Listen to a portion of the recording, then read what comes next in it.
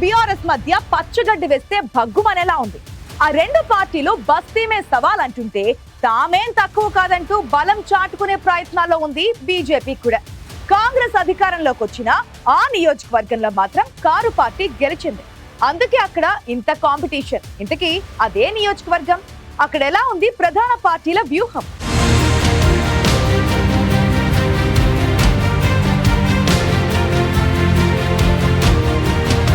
జగిత్యాల జిల్లా కోరుట్ల పేరు చెప్పగానే వినిపిస్తుంది కల్వకుంట్ల పేరు. టీడీపీ నుంచి బీజేపీ దాకా తిరుగులేని నాయకుడిగా ఎదిగి కోరుట్లపై పట్టు బిగించారు మాజీ ఎమ్మెల్యే కల్వకుంట్ల విద్యాసాగర్ రావు. దశాబ్దాల తండ్రి రాజకీయం తర్వాత 2024 ఎన్నికల్లో విద్యాసాగర్ రావు తనయుడు కల్వకుంట్ల సంజయ్ కోరుట్ల ఎమ్మెల్యేగా గెలిచారు. మరోవైపు రాష్ట్రంలో కాంగ్రెస్ పార్టీ అధికారంలోకి రావడంతో కోరుట్లలో మంచి పట్టున్న నియోజకవర్గ ఇన్ఛార్జి జువ్వాడి నరసింగరావు స్థానికంగానే ఉంటూ కార్యక్రమాలు నిర్వహిస్తున్నారు. ప్రభుత్వ కార్యక్రమాల్లో దూసుకువెళుతున్నారు. రాష్ట్ర ప్రభుత్వం ప్రతిష్టాత్మకంగా చేపట్టిన పథకాలు, సీఎం సహాయ నిధి చెక్కులను అందజేస్తూ కాంగ్రెస్ పార్టీ నాయకులు ప్రజల్లోకి వెళుతున్నారు. ఎమ్మెల్యే హోదాలో కల్వకుంట్ల సంజయ్ నియోజకవర్గంలో సుడిగాలి పర్యటన చేస్తున్నారు. అవకాశం ఉన్నప్పుడల్లా మీడియా ముందు నియోజకవర్గ సమస్యల గురించి లేవనెత్తుతున్నారు. ఎమ్మెల్యే సంజయ్ గత ప్రభుత్వం చేసిన సంక్షేమ పథకాలను గుర్తు చేస్తున్నారు. కోరుట్ల నియోజకవర్గంలో మెట్పల్లి, కోరుట్ల, మల్లాపూర్, ఇబ్రహీంపట్నం మండలాలుండగా 4 మండలాల్లో 2 పార్టీలకు క్షేత్రస్థాయిలో బలమైన నాయకత్వం, పార్టీ క్యాడర్ ఉంది.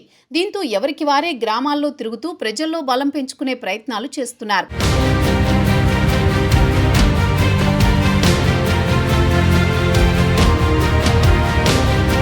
ప్రభుత్వం ఇందిరమ్మ ఇళ్లు మంజూరు చేయడంతో కాంగ్రెస్ నియోజకవర్గ ఇన్ఛార్జి నరసింగరావు గ్రామాల్లో కార్యక్రమాలు నిర్వహిస్తున్నారు. గత ప్రభుత్వం ప్రజలకు చేసిందేమీ లేదని, కాంగ్రెస్ అధికారంలోకి వచ్చాకే ప్రజాపాలన మొదలైందని అధికార పార్టీ నేతలు స్పీడ్ పెంచారు.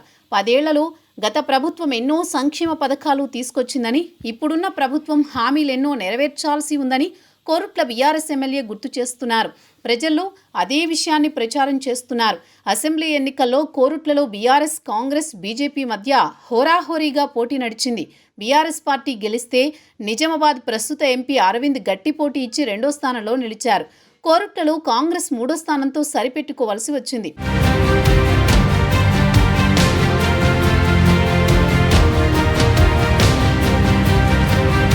పోయిన చోటే వెతుక్కునే ప్రయత్నాల్లో కాంగ్రెస్ ఉంటే తన పట్టు నిలబెట్టుకోవాలనే పంతంతో ఉంది బీఆర్ఎస్. కాంగ్రెస్ని వెనక్కి నెట్టేసి గట్టి ఫైట్ ఇచ్చి బీజేపీ కూడా కోరుట్లలో బలపడే ప్రయత్నాల్లో ఉంది.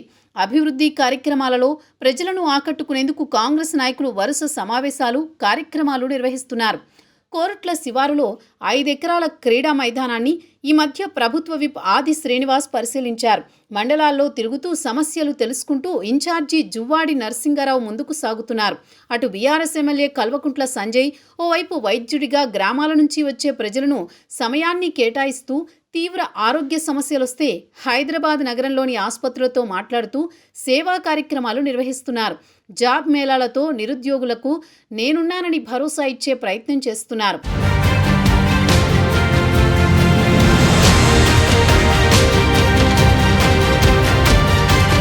కాంగ్రెస్, బీఆర్ఎస్ 2 పార్టీలకు కోరుట్ల నియోజకవర్గంలో క్షేత్రస్థాయిలో బలమైన యంత్రాంగం ఉంది. 4 మండలాల్లో కార్యకర్తల నుంచి మండల స్థాయి నాయకత్వం ఉంది.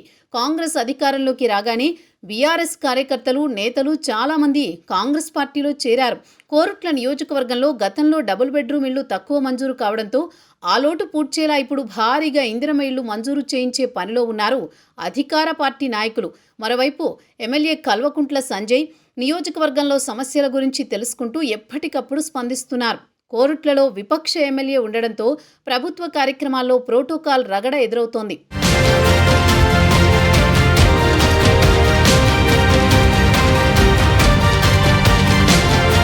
కాంగ్రెస్, బీఆర్ఎస్ కోరుట్లలో పట్టు కోసం కుస్తీలు పడుతుంటే మధ్యలో అధికార యంత్రాంగం నలిగిపోతోందనే విమర్శలున్నాయి. ఎమ్మెల్యే మాటకు విలువనివ్వాలో, అధికార పార్టీ నేత ఆదేశాలను పాటించాలో తెలియని పరిస్థితి ఉంది. మరోవైపు బీజేపీ కేంద్ర ప్రభుత్వ పథకాలను ప్రజల్లోకి తీసుకెళ్తోంది. 2.5 నెలల్లో స్థానిక సంస్థలు ఎన్నికలు జరగనుండడంతో ఎవరికి వారే తమ ప్రచార కార్యక్రమాన్ని మొదలుపెట్టారు. అధికార పార్టీ మెజారిటీ సీట్లు గెలుచుకునేలా చేసి కోరుట్లలో కాంగ్రెస్ని నిలబెట్టాలని నరసింగరావు పట్టుదలతో ముందుకెళ్తుంటే రాష్ట్ర ప్రభుత్వ వైఫల్యాలను ఎండగడుతూ ప్రజల్లోకి వెళుతున్నారు బీఆర్ఎస్ ఎమ్మెల్యే కల్వకుంట్ల సంజయ్.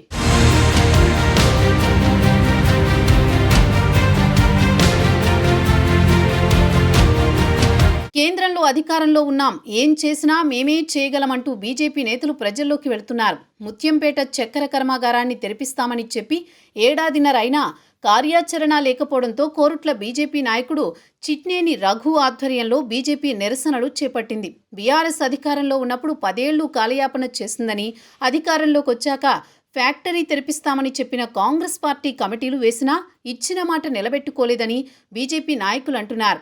మొత్తానికైతే స్థానిక ఎన్నికలు దగ్గర పడుతుండటంతో కోరుట్లలో 3 పార్టీల మధ్య ముచ్చటైన రాజకీయం నడుస్తోంది.